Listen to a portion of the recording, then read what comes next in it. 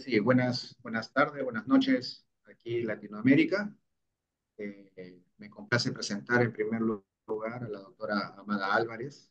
La doctora Amada Álvarez es cardióloga clínica, especialista en urgencias cardiovasculares y cuidados coronarios, especialista en insuficiencia cardíaca, es médico adscrito a la Clínica de Insuficiencia Cardíaca y Trasplante del Instituto Nacional de Cardiología Ignacio Chávez, ¿no? Un instituto muy prestigiado a nivel latinoamericano. Amada nos hablará de uno de los estudios clínicos que fueron presentados con resultados positivos. Ella ya nos dará detalles, que es el estudio Helios B en pacientes con cardiomiopatía por transtirretina, amiloidosis con transtirretina. Amada, tiene 5 minutos, 10 minutos, perdón, de presentación. Buenísimo, muchas gracias, Walter. Gracias a todos por su asistencia. Voy a compartir mi pantalla y vamos a empezar. Si lo ven ahí, me gustaría que me lo dijeran. Bien, pues justamente empezamos esta sesión con este estudio, que es el estudio Helios B, presentado el primer día del Congreso por la doctora Mariana Fontana, que fue quien abrió prácticamente las sesiones de Hotlines del Congreso Europeo de Cardiología en Londres.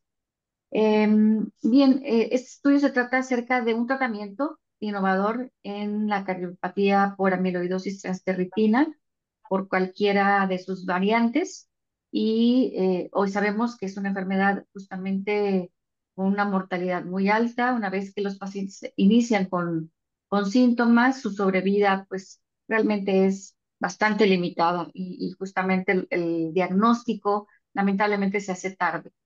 Este estudio probó el efecto de un medicamento que se llama vutrisiran, que es un agente terapéutico de interferencia de ARN, administrado de vía subcutánea, que inhibe la producción de transferritina a nivel hepático.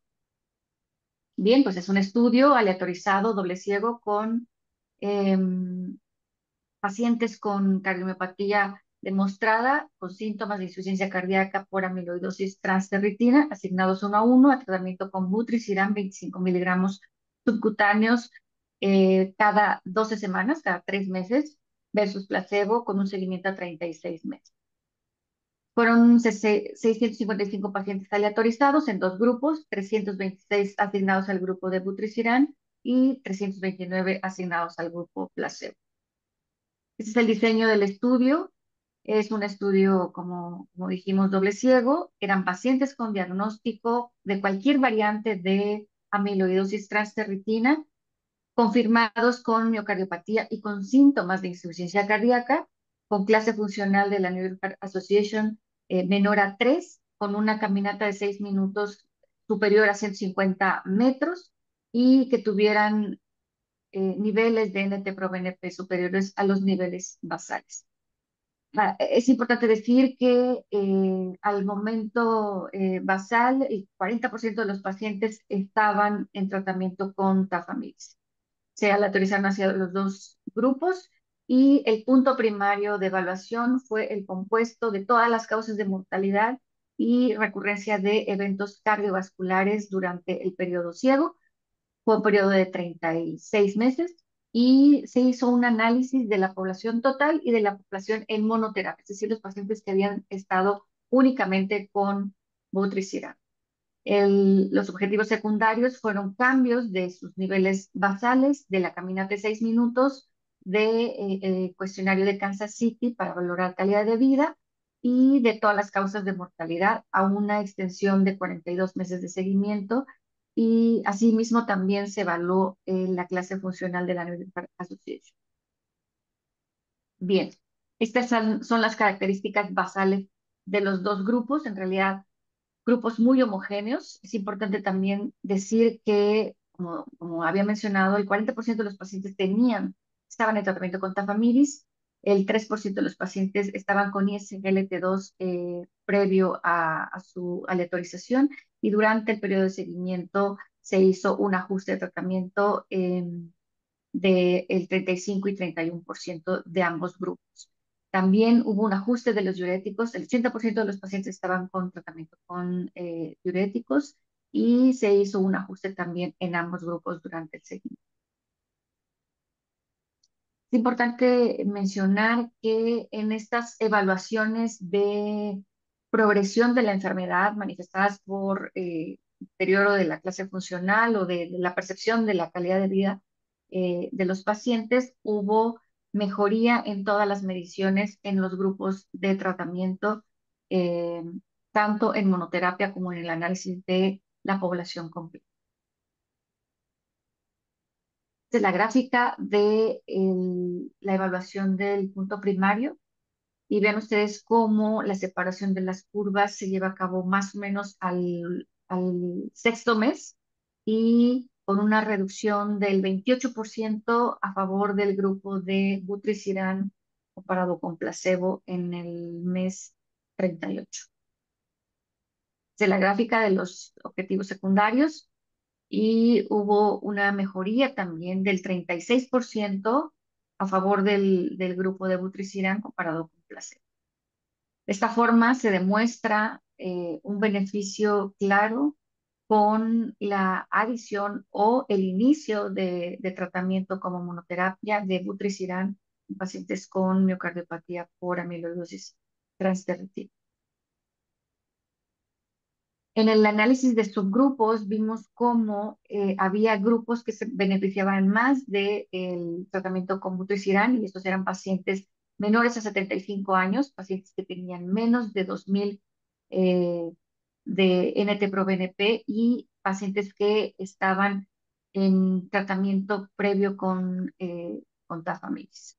Sin embargo, el beneficio se observó en ambos pacientes, pacientes con monoterapia, pacientes que estaban vírgenes al tratamiento específico contra, de, mm, específico contra el amiloide y en pacientes que estaban en tratamiento con tafamidis previamente. Bien, estas es las gráficas en relación a la reducción de los niveles de NT-proBNP, considerando esta variable con un valor pronóstico de mortalidad en pacientes con amiloidosis. En ambos análisis de toda la población, en la población con monoterapia, hubo mejoría de los niveles de NT-proBNP. También en relación a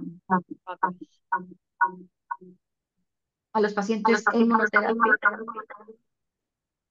hubo beneficio de los pacientes que estaban vírgenes a tratamiento como los que tenían tafamidis desde un inicio. Y en relación al perfil de seguridad de este medicamento, se pudo observar que la presencia de eventos adversos serios fue menor al 3% y fueron similares en ambos grupos, menores incluso en el grupo de butriciana. Y con estos hallazgos podemos concluir que el tratamiento con butricidán produjo un menor riesgo de muerte por cualquier causa y eventos cardiovasculares que en el grupo placebo y se preservó la capacidad funcional y la calidad de vida de los pacientes con miocardiopatía por amiloidosis transtérritina. Se demostró significativamente el beneficio de múltiples mediciones de la progresión de la enfermedad, así como los niveles de NT-proBNP, que sabemos que pueden ser pronósticos. Eh, Hubo resultados consistentes en los subgrupos, incluyendo pacientes en monoterapia con butriciran, así como aquellos que estaban con tafamidis previamente, por lo que vuelve este medicamento un potencial agente como standard of care en pacientes con diagnóstico reciente o pacientes que ya tienen tratamientos previos para amiloidosis transtérrica. Decir que ya está la publicación en New England Journal of Medicine desde el día de la publicación del estudio en el Hotline del Congreso Europeo de Cardiología. Muchas gracias. Muchas gracias, Amada. Por favor, todos los que estamos aquí, tanto panelistas, participantes, tienen el icono de preguntas y respuestas para poder resolver las dudas que ustedes puedan tener. Y los dejo al doctor Ferman, si es que tiene algún comentario. inicialmente a la presentación de Amada. Bueno, primero, excelente la presentación. Muchas gracias, Amado. Las dudas surgen, primero que me gustaría que nos comentes cuál fue la reacción del auditorio ante este trabajo. Eh, Mi sensación es, sí, viene a demostrar un beneficio, pero las preguntas, algunas que me planteo son nuevas, otras que me planteo ya son preexistentes también al Tafamidis. En relación a este trabajo, la pregunta que me planteo es, tenemos una droga que comparada contra placebo es útil, que adicionada al tafamidis también pareciera ser útil. ¿Cuál es el lugar que le pensamos otorgar a esta droga? Y en el momento de iniciar un tratamiento, ¿con cuál droga debo iniciar? ¿Si con el tafamidis o con el butricirán? Y la otra pregunta, que es una pregunta que no es nueva, que ya uno se hace desde hace tiempo, estamos hablando en general de una población de alto riesgo y los beneficios son innegables, pero demoran mucho tiempo en aparecer. Y el último comentario es lo triste que es esta enfermedad, que no es que mejora más, sino que empeora menos. No sé vos, Amada, qué opinás al respecto. Es correcto. Muchas gracias por los comentarios, doctor.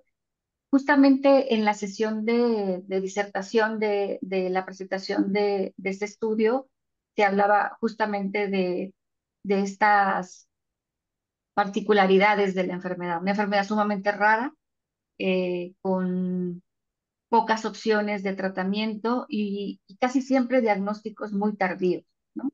Entonces, sí, es una droga que viene a adicionar un beneficio extra. Em, Desgraciadamente, los beneficios efectivamente se ven un poco más tardíos. Lo que aprendimos de Tafamidis cuando se publicó el estudio es que nos alargaba un poco más la sobrevida de los pacientes desde el inicio del tratamiento, más o menos unos 2 años y medio. En este estudio se puede hacer seguimiento de los pacientes hasta 42 meses. Pareciera que alarga un poco más la sobrevida de los pacientes en tratamiento con Butricirán. Sin embargo, em, desde luego que los beneficios se diluyen justamente porque los diagnósticos son tardíos. Y en la conclusión se ha dicho que efectivamente son drogas nuevas, sin embargo, el mayor beneficio será mientras más temprano en la evolución de la enfermedad podamos iniciar, ¿no? Y ese es justamente el desafío, hacer diagnósticos mucho más precoces, que es, verdaderamente retador, ¿no? Porque de entrada no estamos pensando en amiloidosis en pacientes que tienen insuficiencia cardíaca con preservada, ¿no? O a veces son pacientes que ya tienen dilatación, que ya tienen un ventrículo izquierdo claudicante y tampoco es la primera opción que pensamos como etiología. ¿Y qué iniciar primero y qué después? A ver, yo no tendré la respuesta porque es una droga nueva. Apenas estamos empezando a hacer experiencia con Tafamidis, particularmente en Latinoamérica. El problema del acceso es verdaderamente importante por el costo y solo considerar, actúan en dos vías de silenciación de la proteína diferentes. Sin embargo, creo que en nuestra población poner dos drogas de alto costo creo que es un reto económico sumamente alto. Creo que tendremos que avanzar un poco más en la experiencia con Tafamidis. Correcto. El doctor Alberto Fernández ha levantado la mano. Doctor Sí, Fernández, lo escuchamos. Una preguntita, Amada, que es muy sencilla. Cuando vos mostraste todos los subgrupos, claramente el grupo Tafamidis tenía mejor evolución que el grupo no Tafamidis o sí, de monoterapia. Quiero entender de que la P por interacción no era significativa entre ambos grupos. sí. En realidad sí se mostró un beneficio en ambos grupos. La P sí era significativa. Si quiere O que sea, lo... era heterogéneo el resultado, porque la Sí. pregunta es, con Tafamidis, la evolución de los pacientes, por lo que daba el análisis grupo, que es muy siempre es algo que hay que tener en cuenta, pero no tanto. Tenía mayor beneficio que el grupo Notafamidis. Correcto, Después, Butricerán como monoterapia también demostró lo mismo, es porque la correcto. pregunta que hace Enrique creo que fuera del acceso económico, que es terrible, que creo que no va a poder ser nunca la posibilidad de ambas, uno se preguntaría si el Butricerán debiera ser implementado después del Tafamidis o no, ¿no? Por el análisis de su grupo, es muy difícil Sí, definirlo. es correcto. Sí, es muy difícil porque malamente estamos haciendo primero experiencia con tafamidis, ¿no? Muy pocos pacientes. Entonces, creo que tendremos que observar mucho más la evolución de el inicio del tratamiento en nuestra población. Probablemente el momento en el que diagnosticamos no sea el más óptimo para el inicio de estos Bien. silenciadores, ¿no? Como lo Ujú. dijo Amada, algo importante es que estamos haciendo visible este problema, que quizás 5 años atrás no lo tomábamos muy en cuenta y por lo tanto, digamos, al no diagnosticarla no tenemos claramente cuál es el dato de prevalencia, pero está claro, como se mencionó, que los pacientes con falla preservada, dentro de las búsquedas de etiologías específicas, definitivamente la amiloidosis es una de ellas, así como en los pacientes con estenosis aórtica severa, ¿no?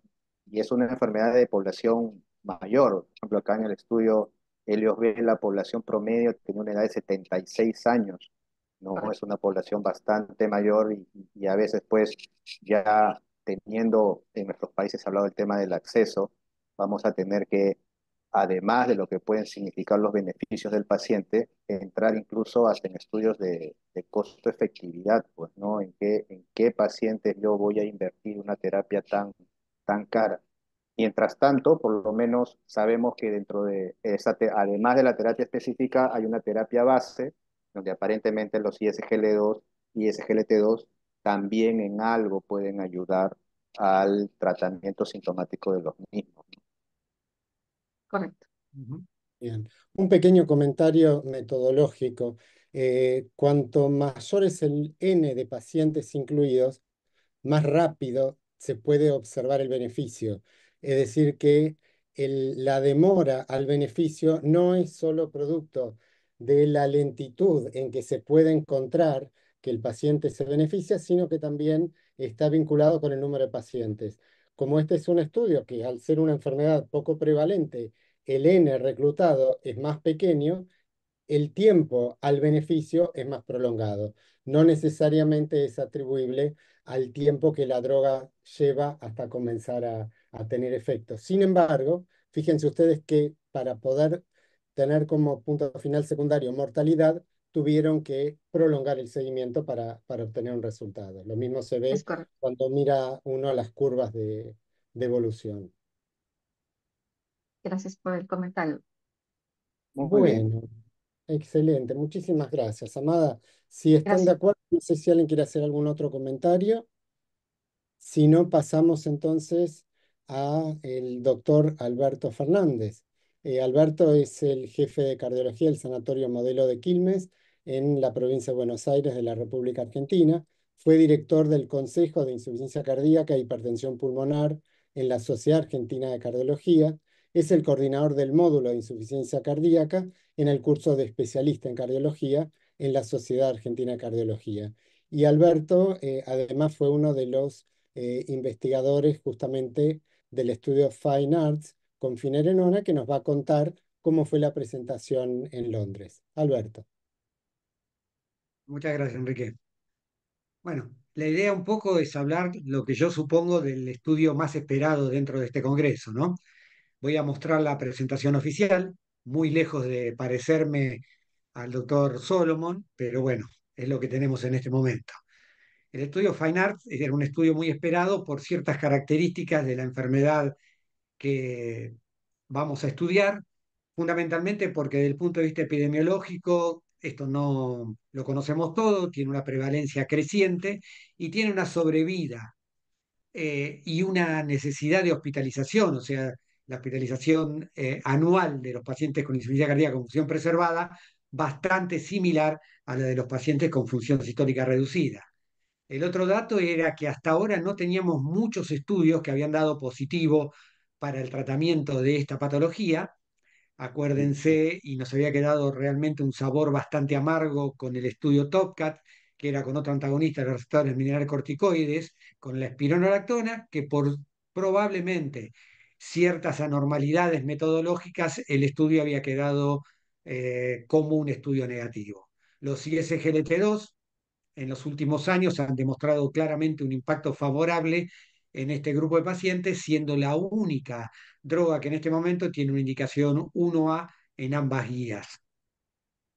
Pero lo que vimos también, que si bien los SGLT2 habían demostrado una mortalidad, perdón, una disminución del punto final combinado de mortalidad y hospitalización importante, muy similar en cualquiera de los dos estudios realizados, el riesgo residual todavía era muy alto, por lo tanto, realmente seguir investigando en este tipo de drogas, en esta patología, era algo muy importante.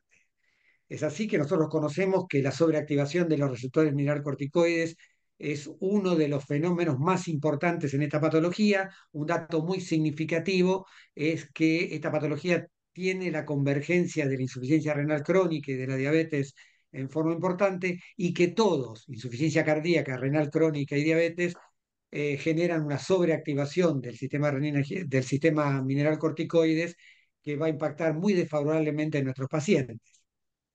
Hasta ahora habíamos estudiado dos moléculas que eran antagonistas de los receptores mineralocorticoides no esteroideos, que eran la espironolactona y la esplerenona, que habían demostrado un impacto muy significativo en los pacientes con función sistólica reducida, pero no así en función sistólica preservada. Esta nueva alternativa de tratamiento, la finerenona, es un inhibidor de los receptores que tiene una acción muy selectiva sobre esto. Es una molécula grande que genera alteraciones a nivel de la conformación del receptor y genera alteraciones a nivel de la transcripción genética del mismo. Además, como se expresa tanto a nivel cardíaco como a nivel renal, esto tiene un impacto muy favorable en ambos parénquimas, determinando los efectos que se han demostrado hasta el momento. Y a partir de esto, entonces, se diseñó el estudio FINE-ART. El estudio FINE-ART es un estudio randomizado, doble ciego, que evaluó la eficacia y seguridad de la finerenona en los pacientes con insuficiencia cardíaca con una fracción de eyección mayor o igual a 40, y con bastantes datos distintivos de este estudio. Primero, evaluó la dosis de 10, de 20 y de 40 miligramos en base a la tasa de filtrado glomerular. Para los pacientes con mayores de 60 de filtrado, el target era llegar a los 40 miligramos de finerenona, algo que hasta el momento no había sido evaluado. Y en los pacientes menores de 60 miligramos, la dosis era hasta 20 miligramos. Tuvo una duración bastante prolongada, de 32 meses, y la variable principal que se evaluó tenía que ver con el número de muertes por causa cardiovascular y eventos de insuficiencia cardíaca, el primero y los recurrentes, y los criterios de valoración secundarios era el tiempo transcurrido hasta el total de eventos de insuficiencia cardíaca, la mejoría en la clase funcional de la New York Heart Association, desde el inicio hasta el mes 12, algo bastante llamativo, el cambio desde el inicio a los meses 6, 9 y 12 del cuestionario de Kansas para evaluar calidad de vida de nuestros pacientes, un punto final renal que tenía que ver con el tiempo transcurrido hasta la primera aparición de la variable de evaluación compuesta renal, y esta evaluación compuesta renal tenía que ver con una disminución continua de la tasa de filtrado glomerular mayor del 50% o una disminución continua de la tasa de filtrado glomerular menor hasta llegar a menos de 15 mililitros por minuto por unos 73 metros cuadrados, inicio de diálisis o trasplante renal. Y por último, el tiempo transcurrido hasta la muerte por cualquier causa. Dentro de los criterios de inclusión son los clásicos en la insuficiencia cardíaca con función preservada. Tenían que ser pacientes mayores de 40 años en clase funcional 2 a 4, con una fracción de eyección mayor o igual de 40 de media entre los últimos 12 meses, alteraciones estructurales a nivel del corazón, que tuvieran diuréticos en los 30 días anteriores a la aleatorización y un NT-proBNP elevado. Los criterios claves de exclusión eran una tasa de filtrado menor de 25 mililitros, potasio mayor de 5 milimoles por litro, que tuviera un infarto que pudiera haber reducido la fracción de eyección en el último tiempo, miocarditis, cirugía cardíaca, cualquier evento que podría haber alterado esa fracción de eyección, causas alternativas de los síntomas de insuficiencia cardíaca o que mascaren el cuadro o de insuficiencia cardíaca y una tensión arterial sistólica mayor de 160 milímetros. Era una población bastante especial porque incluyó aproximadamente en un 55% pacientes que estaban dentro de la primera semana de una hospitalización por insuficiencia cardíaca o los primeros 3 meses, o sea, una población con alta tasa de eventos en la fase vulnerable de nuestros pacientes, y en un 45% era una población con insuficiencia cardíaca crónica. También eran pacientes que estaban muy bien tratados, como la mayoría de los casos de los pacientes que ingresan a un estudio de investigación. Llamativamente tenían más de un 84% de los pacientes beta bloqueantes, algo que creo que es inercia médica en general. En alrededor del 85 a 90% tenían antagonistas de los receptores, perdón, de los inhibidores de la enzima convertidora, de los receptores de la angiotensina o ARNI en una proporción realmente baja. Bloqueantes cálcicos un 30% aproximado y SGLT2 solamente alrededor de un 14%. Este estudio empezó cuando todavía no estaba consolidada la indicación de SGLT2 y antagonistas, perdón, agonistas de los GLP-1 en una proporción muy pequeña. Dentro de las características basales, los datos significativos era que una población, como la gran mayoría de estos estudios, en un 70% en clase funcional 2, un 30% en clase funcional 3, en líneas generales, la fracción de eyección, la mediana, estuvo en 52%, casi un 40% tenían fibrilación auricular. Otros datos interesantes era la mediana de T-proBNP, era alta, no excesivamente, 1000 picogramos por mililitros, la tasa de filtrado estaba en 62 mililitros, con alrededor del 50% de nuestros pacientes con una tasa de filtrado menor de 60 mililitros. De estos, casi el 60% de los pacientes, como había mostrado, tenía previamente una hospitalización por insuficiencia cardíaca y luego el tratamiento que ya conocía. Eh, Esto es más o menos lo mismo que habíamos mostrado hasta el momento. Y el punto final combinado se demostró una reducción del riesgo relativo del 16% para el número de muertes por causa cardiovascular y eventos de insuficiencia cardíaca. Esta disminución, esta reducción del riesgo relativo se observó muy tempranamente en nuestros pacientes con una reducción del riesgo absoluto de 3,3. Cuando se analizaron los dos componentes del punto final combinado, vemos que esto estaba traccionado claramente por el total de eventos de insuficiencia cardíaca, primeros, o sea, primarios y recurrentes, con una reducción del riesgo del 18%, mientras que la reducción de la muerte por causa cardiovascular no era significativa, de un 7%. Un dato interesante a tomar en cuenta cuando se analicen otros estudios es que dentro de los eventos de insuficiencia cardíaca tenía que ver no la hospitalización solamente, sino aquellos pacientes que tenían una visita a guardia y a los cuales se le había administrado diuréticos endovenosos, lo cual lo diferencia mucho de los primeros estudios que se hicieron en insuficiencia cardíaca con antagonistas de los receptores mineralocorticoides. Cuando se analizó la fracción de eyección en menor de 60, más de 60, la P por interacción no demostró diferencias significativas, a pesar de que se observaba que en los menores de 60 la reducción del riesgo era mayor. En cuanto al tratamiento con ISGLT2, no hubo diferencias importantes en ambos grupos, con la P por interacción sin diferencias significativas.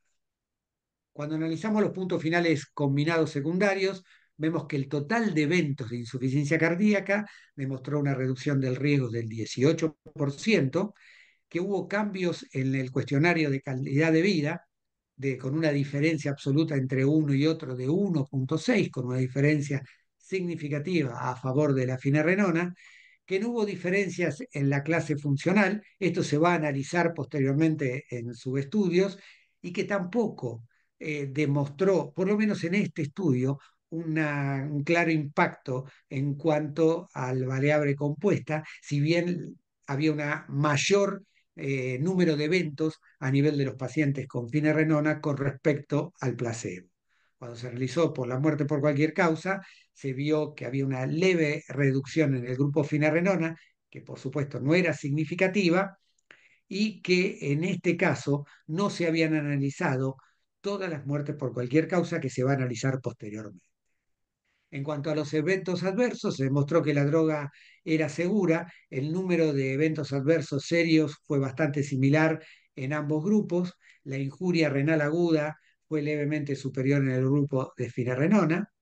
El aumento de creatinina mayor de 3 miligramos por decilitro fue también mayor en el grupo de finerenona, pero en cuanto al empeoramiento de la función renal que llevara a una discontinuación permanente, fue levemente superior en finerenona, pero no significativo. En cuanto al grupo, al número de pacientes que se discontinuó en el tratamiento, fue muy similar en ambos grupos, finerenona y placebo, por lo tanto, esto no ingeriría fundamentalmente en el resultado final. Cuando vamos a ver otro punto final de seguridad muy importante, que es la hipercalemia, se observó que había una hipercalemia mayor en los pacientes con finerenona con respecto al grupo placebo, pero cuando se analizaba si provocaba hospitalización o muerte, no provocó muerte en ninguno de los casos y la hospitalización fue realmente muy poco importante. Otro dato interesante a tener en cuenta era que hubo una tendencia importante en cuanto a la presencia de hipocalemia en estos pacientes mayor que en el grupo placebo. La explicación un poco era de que la utilización de la finerenona atenuaba el efecto hipocalemiante de los diuréticos de asa que se podrían haber utilizado en estos pacientes, teniendo en cuenta que más de un 60% tenían que ver con una hospitalización reciente. En conclusión, la finerenona demostró una reducción del riesgo relativo estadísticamente significativa del 16% en la variable compuesta cardiovascular en pacientes con una fracción de eyección mayor o igual a 40 en comparación con placebo. Los efectos de la finerenona en la variable compuesta fueron consistentes en una amplia población, realmente es una población bastante heterogénea en líneas generales, independientemente del uso inicial de ISGLT2 o el estado de la fracción de eyección.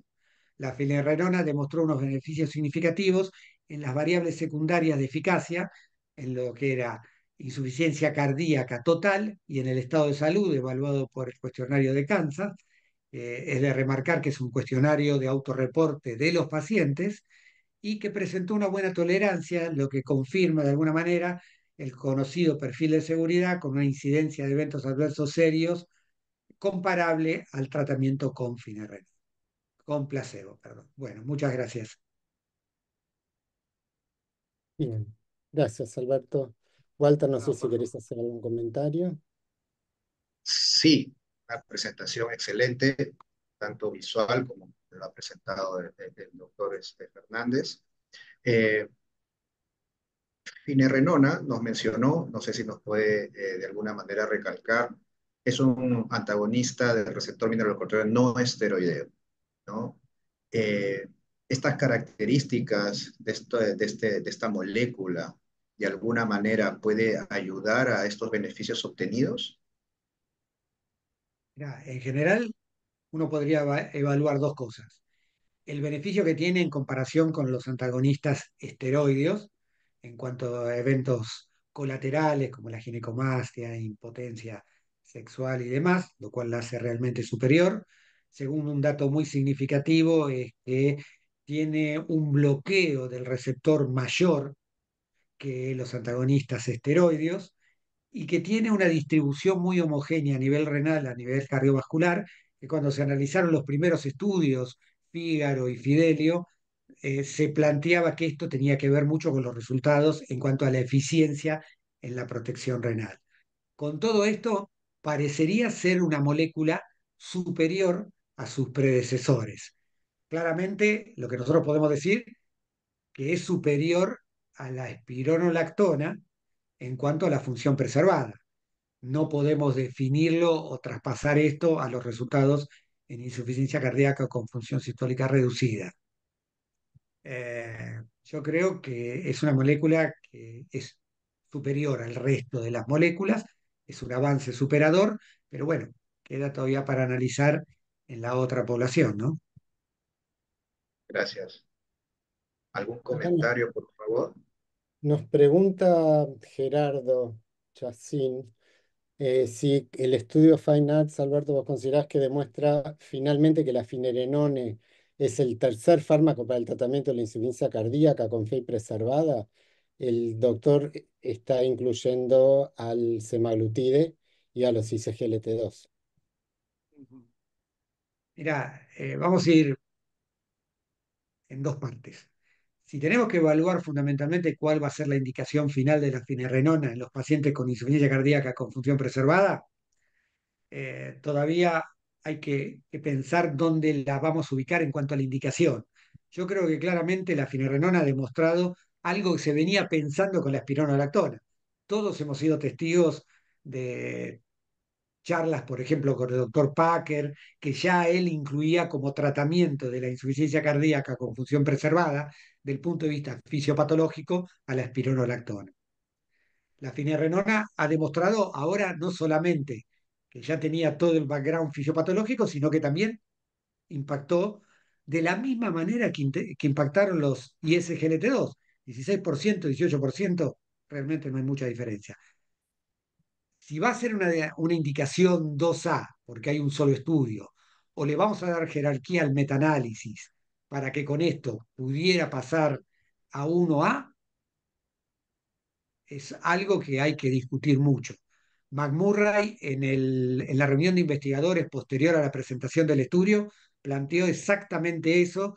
Y si, bueno, si McMurray no lo tiene todavía claro dónde va a estar el lugar en cuanto a la indicación en los consensos, ¿sí? Como indicación fisiopatológica y a raíz del estudio, yo creo que claramente es una indicación con los ISGLT2. En Amada, por cuanto favor. al consenso, veremos. ¿Qué decías? No, Amada levantó la mano. Ah, Quiere Sí, a perdón. opinar. mí, doctor Fernández, a mí se me hace un poco curioso el hecho de que no haya mucha diferencia en los beneficios renales. Eh, ¿Será por el número de pacientes diabéticos que se incluyeron? Me refiero en comparación con los estudios previos donde, desde luego, la población era distinta, pero el beneficio renal fue bastante claro. Creo que la misma New England que se presentó este estudio, hubo un comentario editorial del grupo, encabezado en este caso por Badu Ganatán. Y dentro de los distintos criterios por los cuales ellos trataban de explicar la falta, o por ahora que no tenía un impacto en el deterioro de la función renal, es parte de lo que vos planteás. El no haber pacientes diabéticos, no haber pacientes que tuvieran una relación albúmina-creatinina muy alterada, o sea, pacientes que tuvieran enfermedad cardiovascular, le resta un poco de posibilidad de demostrar un cambio significativo porque los eventos se van a dar más tardíamente. Es una población mucho más sana del punto de vista renal. La población con insuficiencia cardíaca tiene siempre ese sesgo. Si nosotros no incluimos como un criterio de inclusión una relación albúmina-creatinina que demuestre una alteración estructural del riñón o un filtrado que impacte más negativamente en nuestros pacientes, vamos a tener que el impacto favorable, si lo hay, va a ser mucho más tardío. Necesitamos Ya, mucho más tiempo de seguimiento para demostrarlo. ya. Por lo ¿Puedo tanto, hacer, yo creo que queda por verse. De cualquier manera, esta pregunta se hizo, se habló, y Solomon lo que planteó claramente fue que esperaría al resultado de todos los análisis posteriores. Ellos dijeron que iba a haber 10 subestudios que se van a presentar dentro de los próximos 15, 20 días, analizando las distintas variables. Yo creo que fundamentalmente es eso, población muy sana del punto de vista renal para poder demostrar algo que sea fehaciente y seguro en la evolución de 32 meses. Si hubiéramos tenido pacientes más enfermos, quizás lo hubiéramos visto o estaríamos hablando de que no tiene una eficacia renal importante, ¿no? si me permiten jugar un poquito fisiopatológicamente con la excelente pregunta que hace Amada?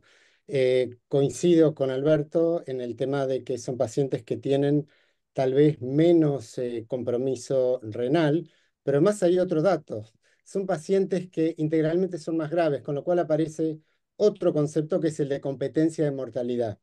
No le damos tiempo al paciente que deteriora el riñón, por un lado, como dice Alberto, porque son menos enfermos renales, pero por otro lado, porque se mueren antes o tienen eventos cardiovasculares antes. El segundo dato, que me parece muy enriquecedor del punto de vista de nuestro propio aprendizaje, es que en algún momento se acuerdan de esa frase famosa: lo que es bueno para el corazón es bueno para el riñón. Y acá tenemos una duda de hasta dónde esto realmente es aplicable, y probablemente lo sea. Lo interesante es que lo que es bueno para el riñón es bueno para el corazón, pero por una razón diferente. El paradigma del daño renal es el paciente diabético. El problema del paciente diabético es el hiperfiltrado, que se expresa a través de la albuminuria. Estas drogas mejoran la relación albuminuria-creatininuria, disminuyen la albuminuria y tienen un efecto nefroprotector. En el paciente diabético, en el paciente renal, esto es fundamental. Ahora, en el paciente con insuficiencia cardíaca, probablemente el problema no es el hiperfiltrado. El problema es mayoritariamente la congestión, que disminuye el filtrado glomerular, y en algunos casos a eso también le agregamos el hipoflujo. Con lo cual, la dimensión del problema renal es diferente. Ustedes me podrán preguntar, y bueno, ¿qué pasa cuando el paciente es diabético y tiene insuficiencia cardíaca? Yo creo que en ese caso, lo que nos va a marcar de qué lado se encuentra el beneficio tiene que ver con la presencia de albuminuria. Si ese paciente diabético con insuficiencia cardíaca tiene albuminuria, probablemente esté hiperfiltrando y tenga un daño renal y un beneficio consecuente con la finerenone o con los ISGLT2. Si ese paciente, a pesar de ser diabético, prevalece la insuficiencia cardíaca y no tiene albuminuria, probablemente tenga beneficio cardíaco, y en todo caso el beneficio renal sea una consecuencia posterior al beneficio cardiovascular. Me parece que es interesante esta concepción, que como bien comentaste, es lo que plantean en un editorial la gente del estudio encabezados por Badu Ganathan. Un dato nada más, números. La mediana de RAC, de relación albumina-creatinina, fue de 30 miligramos, con lo cual realmente es una población con muy poco daño renal. Muy Distinto poco del daño. paciente renal, distinto al paciente diabético con compromiso renal. Son parecidos, pero serían dos poblaciones no iguales. Exacto. Hay preguntas, Enrique, no sé. Sí, Sí, aquí hay sí. algunas preguntas. Por ejemplo, le hago una, doctor Fernández. Eh, este estudio entonces confirma que es superior, le voy a hacer dos de una vez por temas de tiempo. Este Sí, estudio sí. confirma entonces que es una mejor molécula que Plerenone, ¿no? Y la segunda pregunta es si es que ya hay algún estudio que nos hable de evidencia en el paciente oncológico que va a ser sometido a quimioterapia con una fracción de eyección por encima del 40%. Que yo conozca, no hay estudios en pacientes oncológicos, ongoing. A lo mejor hay pequeños estudios, no lo sé, sinceramente. Y lo que les dije en cuanto a la confirmación de la superioridad, estudios tete a tete no tenemos en este momento. En la población evaluada, con función sistólica levemente reducida o preservada, este estudio ha dado positivo, la espironolactona no lo dio. Cuando se evalúan los estudios en forma conjunta, que creo que lo van a presentar, se ve que habría una somatoria. Esto no quiere decir absolutamente del beneficio de clase, porque las moléculas, en definitiva, si bien el antagonismo es hacia el mismo receptor, son distintas en varias características. Que por ahora tenemos que la finerenona en estos pacientes es la droga de elección. Y si no, y si vamos más allá de hablar de la función renal, que ha sido lo que hemos comentado, también estamos viendo un beneficio uniforme en todo el espectro de fracción de eyección por encima de 40, ¿no? Cosa que con los otros antialdosterónicos veíamos que se atenuaba cuando la fracción de eyección era por encima de 60. Aquí, al igual que el ISGLT2, por lo menos en lo que demostró Deliver, pacientes con fracción de eyección por encima de 60 se benefician también de la muerte. Sí, por lo menos a través de la P por interacción se ve clarito que no hay diferencias entre una y otra de otro grupo. Probablemente acá sea útil la conjunción en algún metaanálisis. La diferencia es que cuando vos juntás el Emperor Preserve con el Deliver, tenés beneficios significativos en todo el rango de fracción de eyección. En este caso, vos fíjate que cuando hablas de fracción de eyección en el rango inferior, creo que es 60% o menos, tenés beneficios significativos.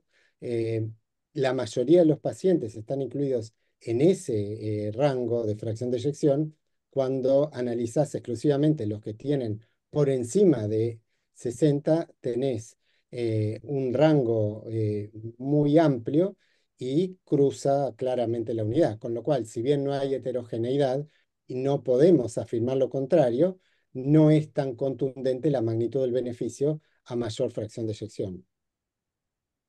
Claro, pero bueno, la estadística manda, dicen, ¿no? Bien, bueno, si les parece, continuamos. Este, seguimos para adelante, entonces le vamos a pedir al doctor Alex Rivera Toquica, que es especialista en medicina interna y cardiología, que es magíster en epidemiología, que es máster en insuficiencia cardíaca y en ecocardiografía clínica, docente de posgrado en la Universidad Tecnológica de Pereira y es cardiólogo del Centro Médico para el Corazón en Pereira, que nos hable del metaanálisis de la finerenone en pacientes con insuficiencia cardíaca.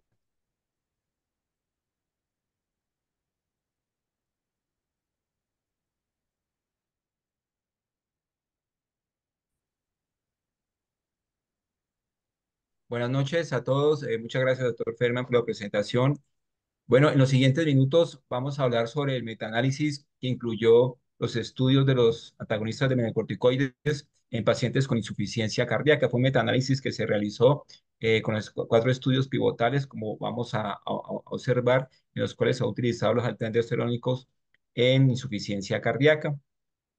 Al igual que el anterior estudio, pues fue presentado en el último Congreso Europeo de Cardiología en la misma sesión que el estudio de finerenona que acabamos de observar.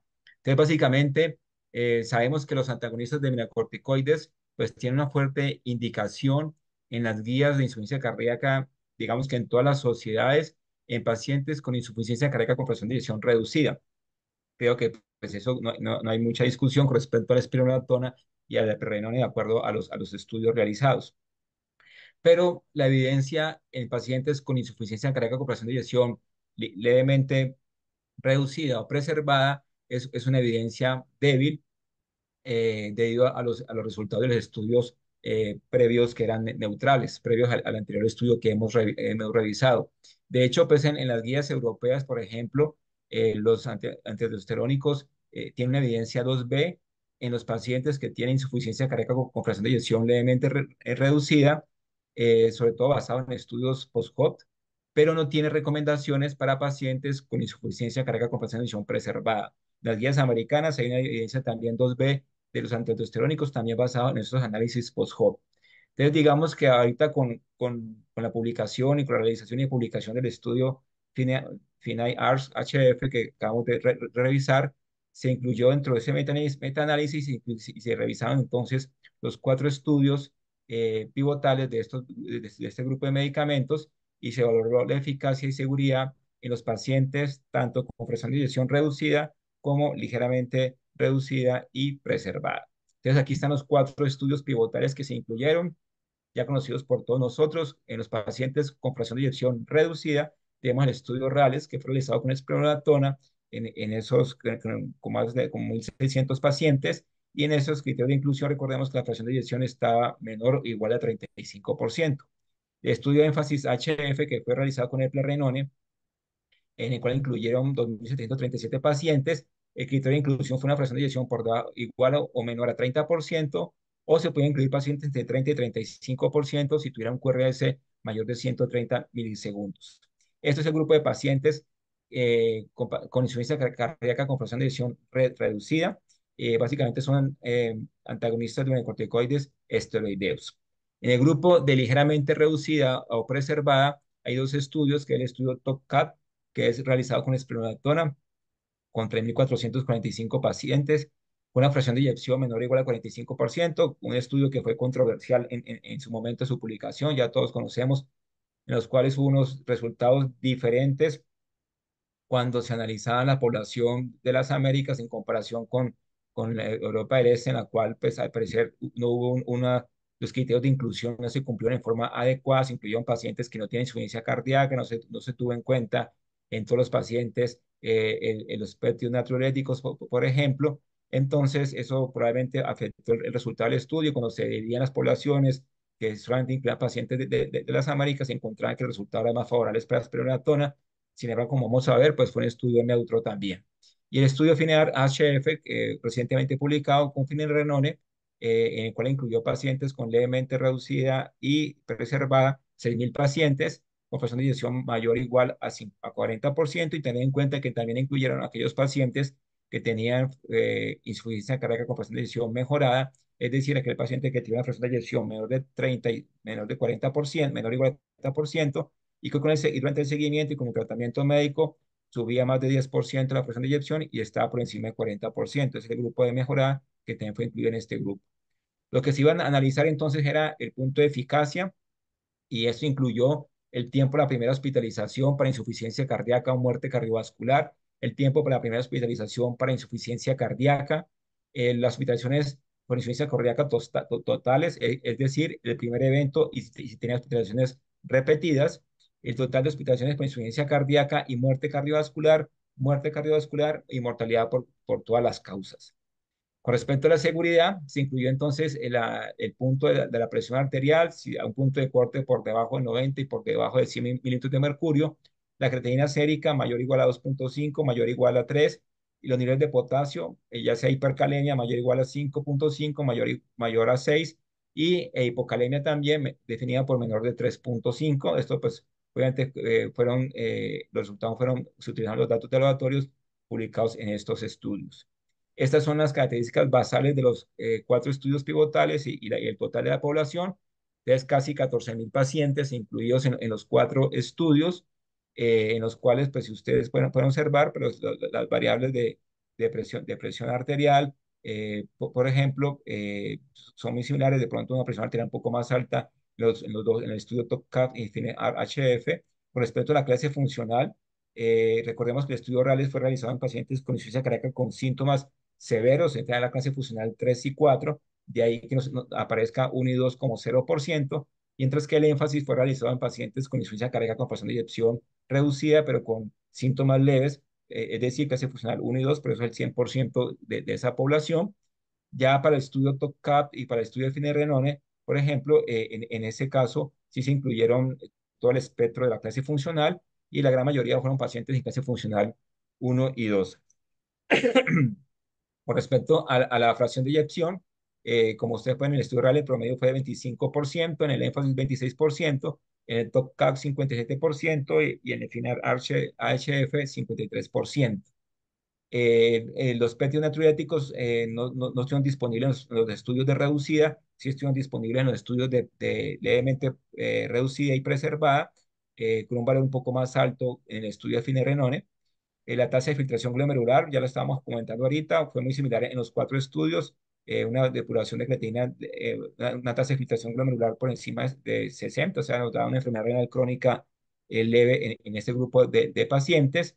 Los pacientes diabéticos el estudio con Finerena fue el estudio que más incluyó pacientes con diabetes mellitus.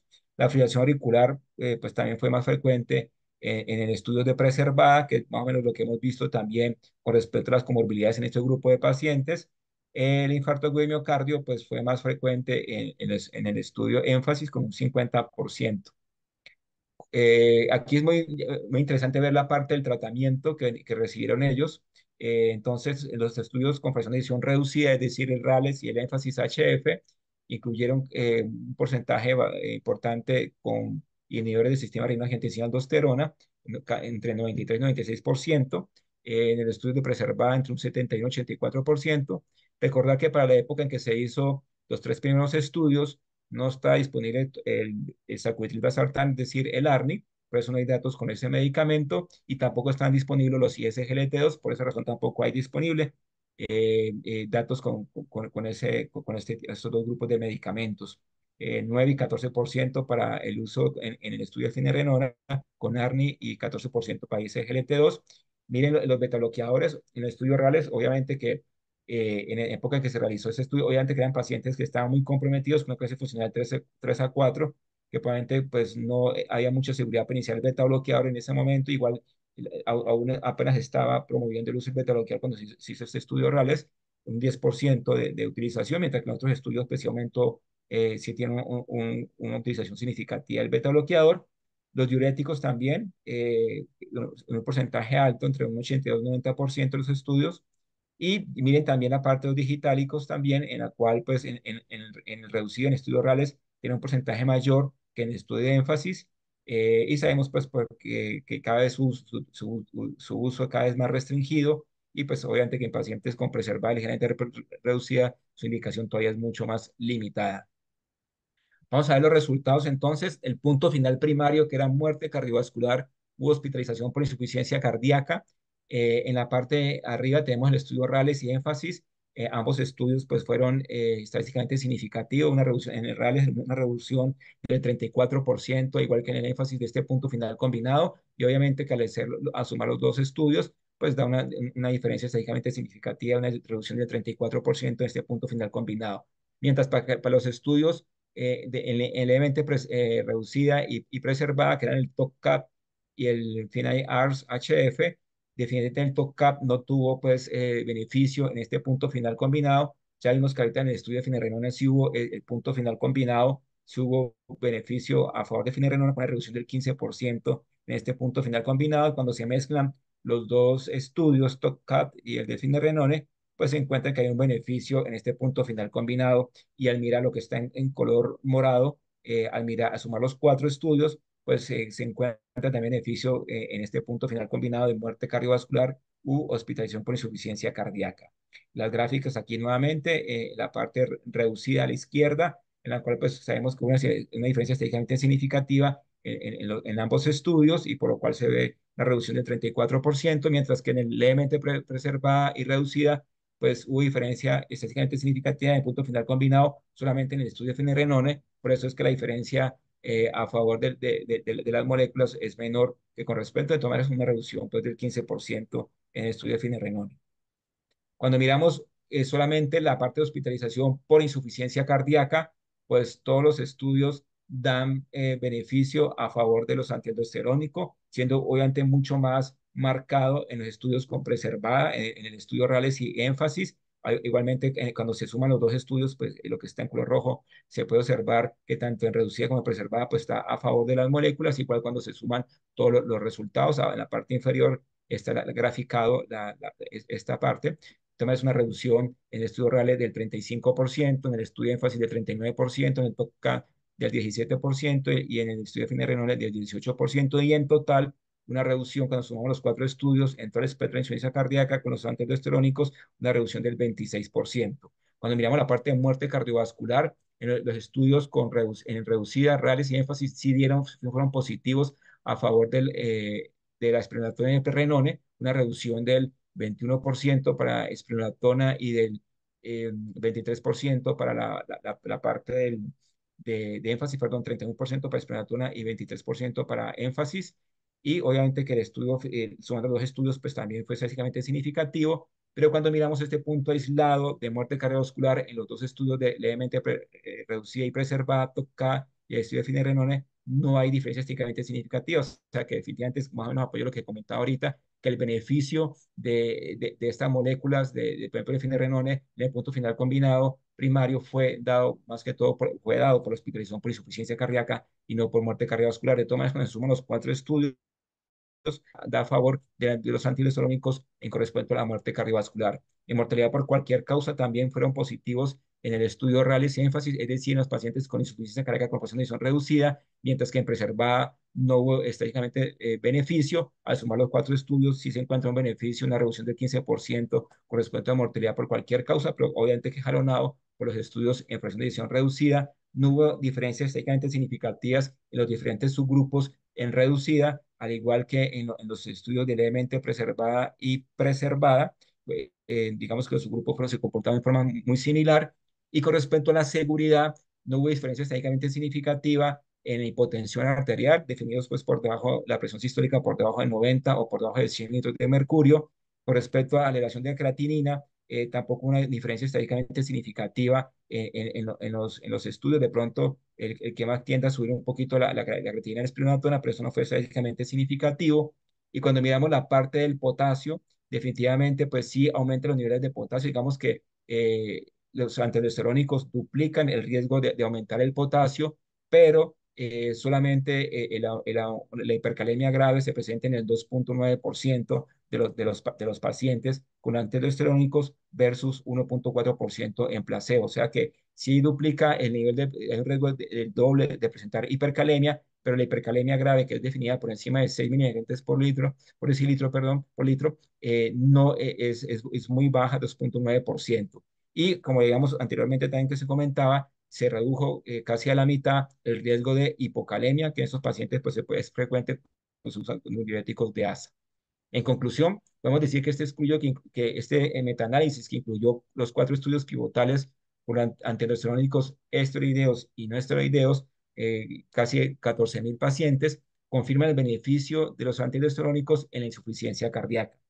Definitivamente sabemos que los antialdosterónicos esteroideos, que es la eprenona y esplenotona, reducen el riesgo del punto final compuesto de muerte cardiovascular u hospitalización por insuficiencia cardíaca en pacientes con función de eyección reducida, y la finerenone reduce el riesgo de este punto final combinado en pacientes con ligeramente reducida y preservada. Digamos que los beneficios, como les comenté, de los antialdosterónicos, tanto en preservada como en reducida, fueron similares en todos los subgrupos examinados. Y ya les mencioné que los antialdosterónicos incrementan el riesgo de hipercalemia, duplican el riesgo de hipercalemia, pero la hipercalemia severa, definida por un potasio mayor de 6, es bajo, 2,9% versus 1,4% en el placebo, y el riesgo de hipocalemia se reduce a la mitad con el uso de los antialdosterónicos. Y ellos finalmente recomiendan que un antialdosterónico debe ser considerado en todo paciente con insuficiencia cardíaca que no presente contraindicación, teniendo en cuenta obviamente las poblaciones que en los pacientes con fracción de eyección reducida, pues tenemos la opción de eplerenone y esplenotona, y en pacientes con ligeramente preservada perdón, ligeramente reducida y preservada tenemos la finerenone. Este estudio pues ya fue publicado el mismo día que se presentó en la revista Lancet, ya está disponible, y esos eran los mensajes que quería transmitir. Muchas gracias. Muchas gracias, Alex. Yo creo que este metaanálisis que nos presentas, lo has presentado tal cual fue presentado en Londres, de alguna manera confirma el beneficio de este grupo farmacológico que son los antialdosterónicos en todo el espectro de fracción de eyección en los pacientes con insuficiencia cardíaca. Y es quizás, podríamos esbozar muchas causas, si ciertamente una de ellas pudiera ser el tema renal, pero sobre todo la hipercalemia, la que muchas veces hace de que no se le indique. En muchos registros globales, el antialdosterónico es el menos recetado, ¿no? Generalmente está 60, 50, por ahí en algunos casos puede llegar a 80, pero es muy poco, es muy raro. Yo creo que también hay mucho de inercia y de temor. Tú lo has mencionado, la hipercalemia severa es muy baja, ¿no? Entonces, desde un punto de vista de aplicabilidad clínica, sin querer desviarme, yo preguntaría o te preguntaría cuál es el potasio, nivel de potasio que quisiéramos manejar en los pacientes con insuficiencia cardíaca. Bueno, digamos que obviamente que uno quisiera que el paciente estuviera normocalémico, obviamente que estuviera probablemente no más de 5 para estar más seguro, aunque digamos que hasta 5,5 uno podría manejar los pacientes con insuficiencia cardíaca con presión reducida y vigilarlo en forma estricta. Ya cuando sube por encima de 5,5, pues ya tendríamos que mirar si se reduce, por ejemplo, algunos de los inhibidores del sistema renina-angiotensina-aldosterona, o utilizar estas nuevas moléculas quelantes de potasio, como el ciclosilicato de sodio y circonio, por ejemplo, que también es una opción en aquellos pacientes en los cuales se presenta hipercalemia, porque sabemos que, pues obviamente cuando sube por encima de 5,5 ya empezamos a dudar un poco y empezamos de pronto a disminuir dosis o a retirar medicamentos. Y definitivamente se ha visto que en este grupo de pacientes con insuficiencia cardíaca, el reducir o quitar el medicamento que inhibe el sistema renina-angiotensina-aldosterona está relacionado con un mayor riesgo de hospitalización y mayor riesgo de mortalidad. De ahí que la idea es que de pronto apoyarnos con nuestros quelantes de potasio, pues esta nueva molécula que les mencionaba, porque las otras moléculas pues son menos toleradas y más que todo es para uso agudo, mientras que esta el ciclosilicato de sodio y circonio es una posibilidad y hay estudios pues que se han utilizado a un año en este grupo de pacientes. Esa sí sería como la respuesta. Correcto. Víctor, doctor Sí, Rosell, sí. ha dado la mano. Agradecer ahí las presentaciones tanto de Alex como de Alberto.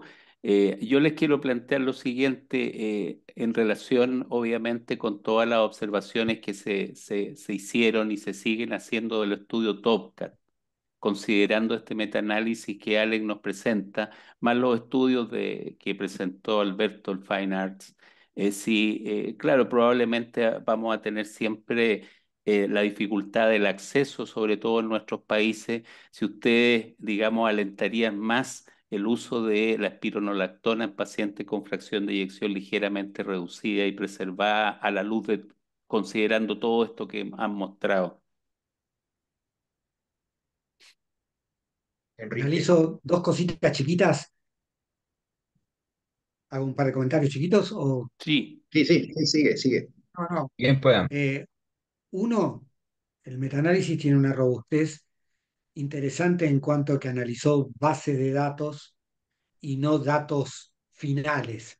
Es decir, se consiguieron que todos los investigadores que formaron parte de RALES, de énfasis, de TopCat y Fine Arts dieran sus bases de datos y se hizo análisis de paciente por paciente. Esto gracias a las máquinas, por supuesto. Por un lado, eso le da robustez. Por otro lado, me parece que si cuando uno va a buscar un metaanálisis quiere ver si hay heterogeneidad o no en los grupos y de alguna manera inferir si hay o no un beneficio de clase. En el grupo de función sistólica reducida, yo creo que está demostrado a la luz de los resultados individuales y lo que da el metaanálisis, puede haber beneficio de clase, y cuando vamos a función sistólica preservada tenemos un grave problema, ¿o no? Primero de todo, que cuando se analiza TopCat con Fine Arts, no hay heterogeneidad en los resultados, independientemente que el TopCat fue un resultado negativo. Con la pregunta aplicada a lo que dice Víctor, el resultado final demuestra que en teoría, al no haber heterogeneidad, uno tendría que pensar que las dos moléculas se podrían utilizar una u otra y tendríamos el mismo beneficio. Ese es el beneficio del grave problema de los metaanálisis, que no queda del todo claro. Al final del metaanálisis, ¿qué dicen ellos? Que en función sistólica reducida, espirono o esplerenona las podemos utilizar, pero cuando vamos a función levemente reducida o preservada, la indicación es finerenona. O sea, el metaanálisis te muestra algo y el final, el resultado final, la conclusión final o el análisis te demuestra otra cosa. ¿Mm? A mí Así me que es recuerda, muy complicado. perdón, Alberto. No, me recuerda, los que somos un poquito más grandes, nos acordamos de cuando aparecieron los estudios con beta bloqueantes en la insuficiencia cardíaca. Los primeros estudios y los más contundentes fueron con carvedilol, seguidos por metoprolol y con bisoprolol. ¿Y cuál era el beta bloqueante que todos usábamos? Atenolol. ¿Y cuál era la diferencia? Que el atenolol era mucho más económico, mucho más accesible de lo que era el carvedilol. Ahora, proyectado en el tiempo, el carvedilol bajó su costo y hoy por hoy, por lo menos en insuficiencia cardíaca, no pensamos en atenolol, porque tenemos el problema resuelto con una droga en la cual ya tenemos evidencia. proyectándonos hacia adelante, estimo yo que la falta de evidencia del espironolactona va a hacer que, en la medida que el costo de la finerenone vaya haciéndola más accesible, vamos a ir utilizando habitualmente en este tipo de pacientes finerenone, con la sensación de, si no habremos sido injustos con el atenolol, y siempre encontramos explicaciones fisiopatológicas para donde no tenemos evidencia, y nos quedamos tranquilos para explicar que no tenemos evidencia cuando la realidad es que no la buscamos. Tal vez con la espironolactona pase lo mismo. La diferencia es que hay dos estudios pragmáticos que hace tiempo que se están llevando adelante, y yo no sé si seguirán eternamente hacia adelante, que son el SPIRIT y el SPIRIT, que tienen como objetivo evaluar la espironolactona en pacientes con insuficiencia cardíaca con fracción de eyección preservada. Hasta donde yo sé, estos estudios comenzaron a llevarse a cabo mucho antes que el estudio Fine Arts. Sin embargo, el resultado no lo tenemos. Y a la luz de esta nueva evidencia, probablemente vayan quedando relegados y terminemos aceptando el uso de la finerenone. Hay una pregunta también que hicieron, que es, ¿qué va a pasar en la insuficiencia cardíaca en fracción de eyección preservada? Hay estudios para evaluar la finerenone en pacientes que no puedan recibir espironolactona, y tal vez uno tendría también ganas de que se haga, que hasta el momento, hasta donde sea al menos, no está proyectado, un estudio para decirnos cuál eventualmente es mejor, si la finerenone o la espironolactona. La realidad hoy por hoy concreto es que en reducida espironolactona o eplerenone no hay evidencia con finerenone, evidencia en fase 3, no tiene racionalidad combinar ambas drogas, y en aquellos pacientes con fracción de eyección levemente reducida y fundamentalmente preservada, finerenone. Digo fundamentalmente porque cuando uno analiza la curva del TopCat en aquellos pacientes de 55 hacia abajo, se observa beneficio con la espironolactona. Correcto. Muy bien, yo creo que podemos pasar al último estudio que vamos a comentar el día de hoy, que va a estar a cargo de nuestro director, el doctor Víctor Rosell. Es director del Consejo Interamericano de Falla Cardíaca, vicepresidente de la SIAC, paz presidente de la Sociedad Chilena de Cardiología, y es cardiólogo del Instituto Nacional del Tórax y Hospital del Salvador de Santiago de Chile. Víctor nos hablará del estudio ReShape sobre insuficiencia mitral en el paciente con insuficiencia cardíaca. Gracias, Walter, por la presentación. Bueno, nos vamos a mover un poco de los fármacos y hubo una sesión dentro del Congreso Europeo de Cardiología que fue dedicada fundamentalmente al aporte de la cardiología intervencional en la insuficiencia cardíaca. Ya sabemos en intervencionismo percutáneo sobre la válvula mitral que había dos grandes estudios, y uno de los cuales mostraba resultados beneficiosos. Entonces se planteó este estudio en una población un poco distinta. Ya lo presentó Walter, es una investigación randomizada del dispositivo MitraClip en falla cardíaca en pacientes con reflujo mitral funcional significativo. Estos son todos los países que participaron. La verdad es que un alto volumen de los pacientes que se incorporaron dentro de este estudio fueron en Grecia y en Polonia, con alrededor del 80% del total de pacientes. Este es el diagrama de desarrollo del estudio. Se hizo el screening del estudio en pacientes con clase funcional 2 a 4 con fracción de eyección amplia 20 a 50%. Y si los pacientes estaban en clase funcional 2, deberían haber estado en 3 o 4 los últimos 6 meses. Con reflujo mitral funcional clínicamente significativo. Aquí hay una diferencia con estudios previos, podía ser severo o moderado a severo de acuerdo a la clasificación, y esto también es importante, de la Asociación Europea de Ecocardiografía dentro de los últimos 90 días previo a la randomización, y esto se confirmaba en un laboratorio central.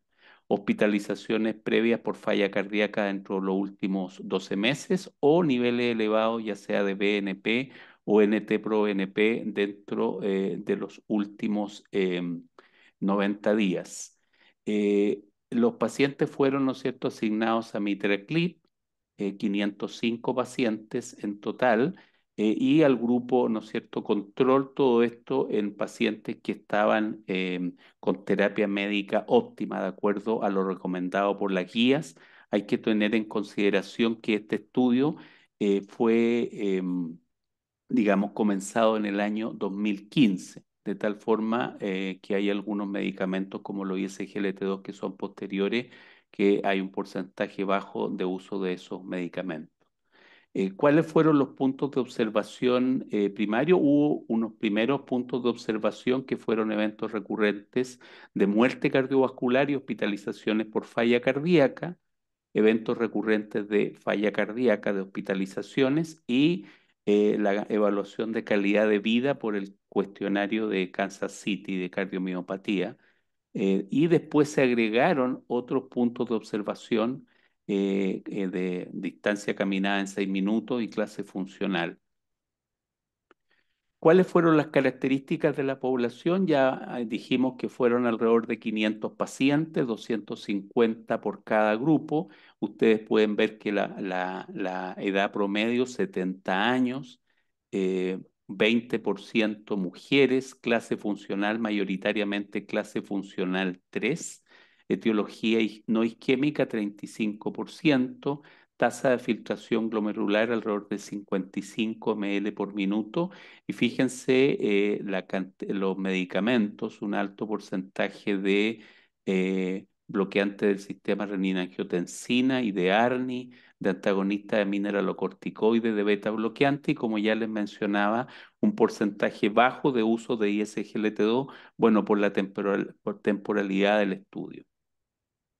Dentro de otras características, 2/3 de los pacientes en ambos grupos tenían hospitalizaciones previas, 300 metros caminados en el test de la caminata de los 6 minutos, en niveles de NT-proBNP sobre 2000, fracción de eyección promedio 30, 31, 32%, y fíjense el área regurgitante efectiva del grupo dispositivo 023, lo mismo para el grupo control, y la severidad del reflujo mitral grado 3, 56%, 55, 56 y 45%, entonces el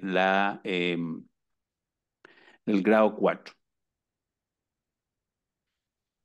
Esta es la asignación, entonces asignado al grupo dispositivo 250, la mayor parte de ellos en el grupo dispositivo se hizo el procedimiento 248 y fue puesto, digamos, el MitraClip en 98.4% de los pacientes. Algunos términos prematuros, 13, por diferentes razones, y los que fueron asignados al grupo control 255, se perdió, digamos, mayor cantidad de pacientes en este grupo, 41, la mayoría por pérdida al seguimiento porque retiraron el consentimiento, pero también se efectuaron reparaciones de la mitral no planificadas en este grupo. Los seguimientos fueron evaluaciones a 24 meses. Y estos son los resultados del estudio, el endpoint primario 1, hospitalizaciones por falla cardíaca o muerte cardiovascular, una reducción del 36% en favor de los pacientes que usaron el dispositivo más terapia médica óptima, y las hospitalizaciones por falla cardíaca, disminución de riesgo relativo de 41% en favor, digamos, de los que usaron el dispositivo. Aquí hay evaluación de la calidad de vida, donde hay una mejoría de la calidad de vida medida por el cuestionario indicado en favor de los pacientes que usaron el dispositivo. Y aquí es solamente para demostrar que en general no hubo interacción en los diferentes subgrupos analizados, excepto en el grupo de pacientes con hospitalizaciones previas por falla cardíaca dentro de los últimos 12 meses. Respecto de otros puntos de observación, obviamente el reflujo mitral fue menor en pacientes que estaban asignados al grupo de dispositivo. La caminata tuvo un límite, la diferencia en el test de la caminata. En la clase funcional tampoco, digamos, hubo mejoría de la clase funcional. Mayoritariamente pacientes en el grupo de dispositivo estaban en clase funcional 1-2. Fíjense que la tasa de muerte de cualquier causa durante el seguimiento completo, recordemos que los puntos de observación primarios que les mostré eran a los 2 años, y la tasa de hospitalizaciones recurrentes por cualquier causa, ustedes pueden apreciar que no fueron diferentes, y eso fue una de las observaciones de este estudio. Evento adverso, no hubo diferencia en cuanto a muerte de cualquier causa, como ustedes pueden apreciar, tampoco muerte de causas cardiovasculares, sí un porcentaje mayor de muerte de causas no cardiovasculares en el grupo control. En resumen, este estudio fue exitoso en los 3 puntos de observación primario. El primero, la tasa de hospitalizaciones por falla cardíaca o muerte cardiovascular a los 24 meses, disminución de un 36%. La tasa de hospitalizaciones por falla cardíaca recurrente, 41%. Mejoría de 11 puntos de la calidad de vida, más pacientes en clase funcional 1-2 y más distancia caminada en el grupo dispositivos. ¿Cuáles fueron las limitaciones de este estudio? Bueno, obviamente la randomización del estudio fue realizada en forma ciega.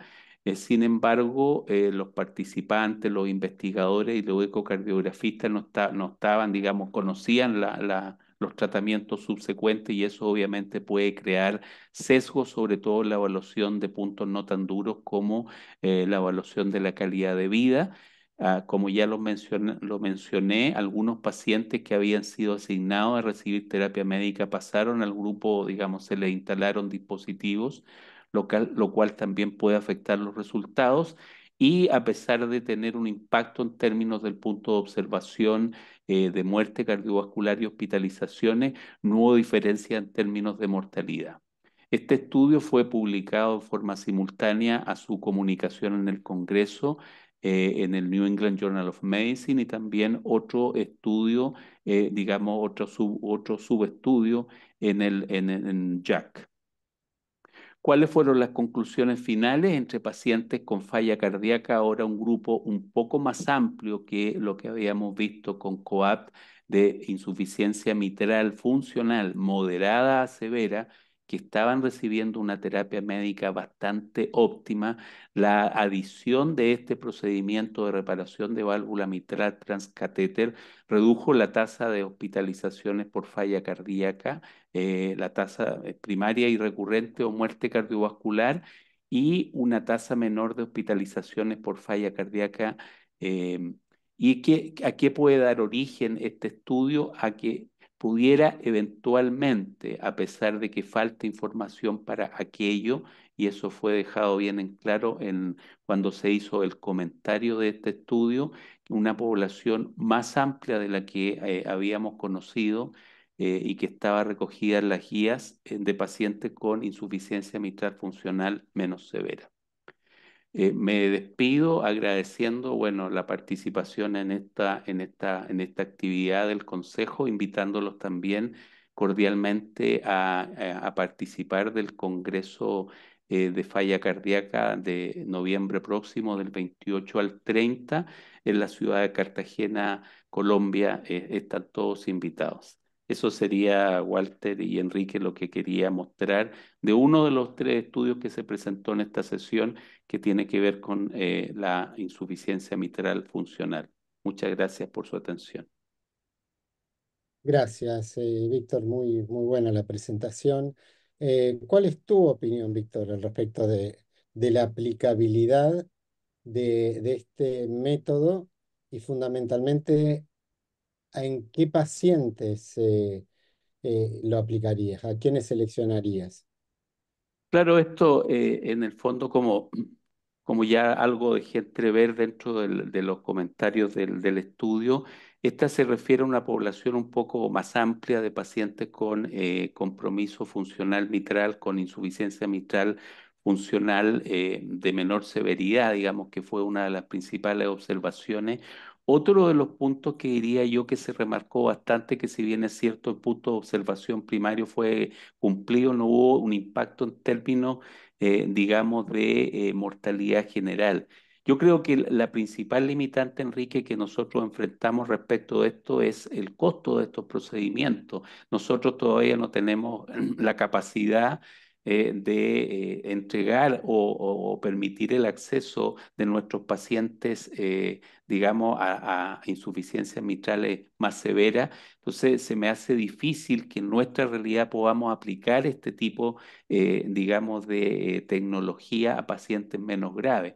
Probablemente, Enrique, en pacientes que uno vea que no tienen otras expectativas en cuanto a tratamiento, por ejemplo, la posibilidad eventual de un trasplante cardíaco, pacientes que se están hospitalizando con cierta frecuencia, que es donde tiene un impacto y en términos de calidad de vida pudiéramos considerar esta opción, pero siempre con la condicionante del costo de esta tecnología.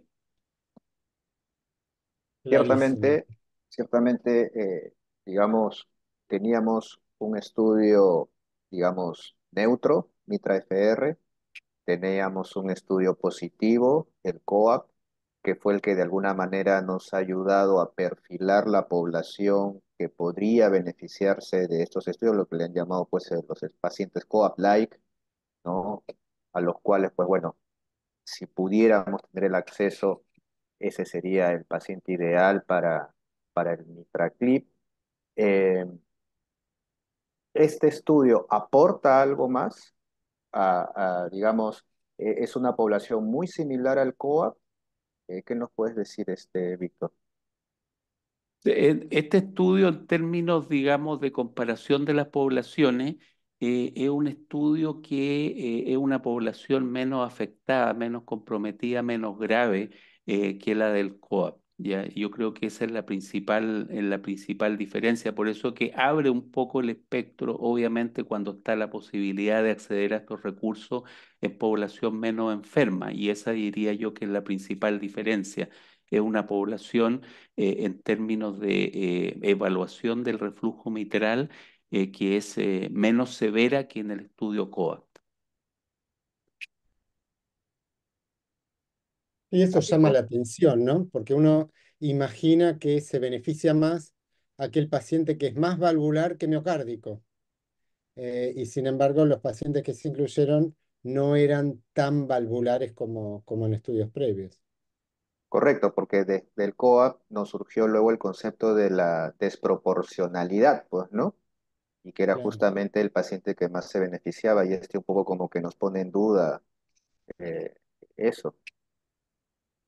Lo cierto es que en nuestros países debemos apuntar a que nuestros pacientes tengan una terapia médica óptima de base, y posterior a eso, pues tendremos que individualizar y ver qué paciente podría ir a MitraClip. Pero en lo que es la terapia médica óptima, el ARNI sobre el YECA o el ARA, por lo menos si queremos hablar de insuficiencia mitral en los pacientes, el SGLT2, el antialdosterónico que ya lo hemos tocado, y el beta bloqueador. De Sí, todas yo maneras, ahí concuerdo, digamos, con Walter, que creo que nuestro mensaje, sobre todo a la audiencia, es que nosotros debiéramos perseguir como objetivo principal, obviamente, tratar de mejorar nuestras tasas, digamos, de terapia médica óptima en nuestros respectivos países. Esto diríamos que es un escalón un poco superior, digamos, en términos de costos y acceso. de todas maneras, lo que demostró los estudios también los últimos es que a los pacientes que mejor les va con Mitraclip son los que están con terapia médica óptima. Sí, o sea, en el primer estudio que se hizo de Mitraclip, ese fue un inconveniente, los pacientes no estaban optimizados en terapia médica óptima y eso les va peor. Entonces, y aparte de la terapia médica óptima, recordemos también que juega un papel fundamental la rehabilitación cardíaca también. sumado al tratamiento farmacológico. Amada, Sí, gracias. Felicidades, doctor José, por la presentación. Pienso que la validez externa de estos estudios con Mitraclip en nuestra población latinoamericana es compleja, porque se nos antojaría que estos dispositivos de alto costo de intervencionismo pudieran acercarse más a a los casos prohibitivos de cirugía, y en realidad es al revés, ¿no? Lo que sucede con la TAVI. Eh, en, en FEBIS un poquito más mejoradas, con tratamiento completo, etcétera, pues iríamos más hacia la opción quirúrgica, ¿estamos de acuerdo? ¿No? Y elegir un MitraClip en ese contexto, pues es complejo porque evidentemente un procedimiento quirúrgico es más costeable, ¿no? En general.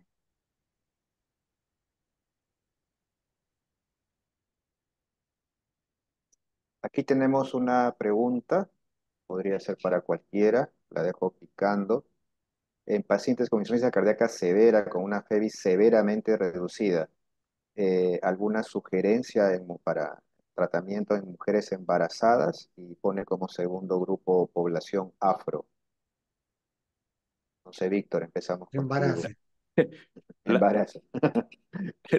la más fácil primero, el afroamericano, pues ya todos tenemos, digamos, conciencia del estudio en afroamericanos de falla cardíaca, donde se demostró que adicionar la combinación hidralacina y isosorbide a la terapia óptima en ese momento, que esto ya fue hace varios años, contribuía a mejorar los resultados.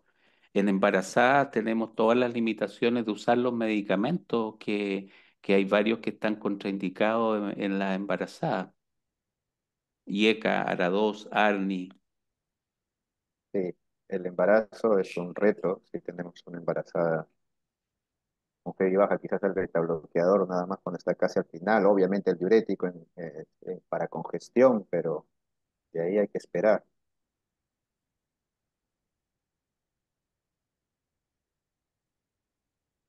Enrique, ¿algún comentario adicional?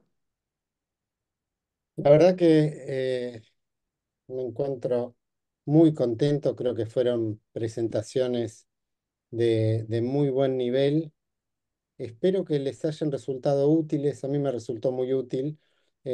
A pesar de que no pude estar, sentí un poquito que a través de ustedes uno también pudo estar y aprender de todo lo que se pudo eh, transmitir en el Congreso. Así que de parte mía, muchas gracias a los expositores. Muchas gracias particularmente a Víctor como nuestro director y el que más nos empuja para seguir adelante con todo esto. Y los dejo a ustedes, Walter y Víctor, para que cierren. No, por favor, por mí también muchas gracias. Ha sido un honor compartir la moderación contigo, Enrique, y Víctor, las palabras finales como director. Sí, sí, no, agradecer obviamente los asistentes. Está avanzada la hora y han ido algunos saliendo, pero tuvimos una muy buena asistencia. Agradecer, digamos, a cada uno a ustedes la moderación y a cada uno de los panelistas. Esta es una actividad que surge dentro de un grupo de trabajo dentro del Consejo que tiene como objetivo difundir el conocimiento en falla cardíaca, interactuar con miembros de otras sociedades nacionales que son los que finalmente nutren al Consejo Interamericano. Así que espero que haya sido, digamos, del gusto de los asistentes. Yo también disfruté mucho participar con ustedes y como siempre los invitamos a estar muy atentos a cada una de las actividades que van saliendo dentro de este grupo. Van a venir otros ateneos, por ejemplo, van a venir otras novedades de otros congresos que están pendientes en las siguientes semanas o meses. Así que quedan todos cordialmente invitados a la siguiente actividad y por supuesto aquí está el presidente del Comité Científico del próximo Congreso del Consejo, Alex Rivera. Invitarlos también a todos los que puedan asistir y participar de ese importante evento a fines del mes de noviembre. Así que muchas gracias, saludos a todos, muy buenas noches. Nos vemos. Chau. Gracias. Muchas Feliz Chao, gracias, noche chao. para doctor. Hasta todos. luego. Chao, Gracias. chao. Gracias. Nos Gracias por la vemos. invitación. Chao.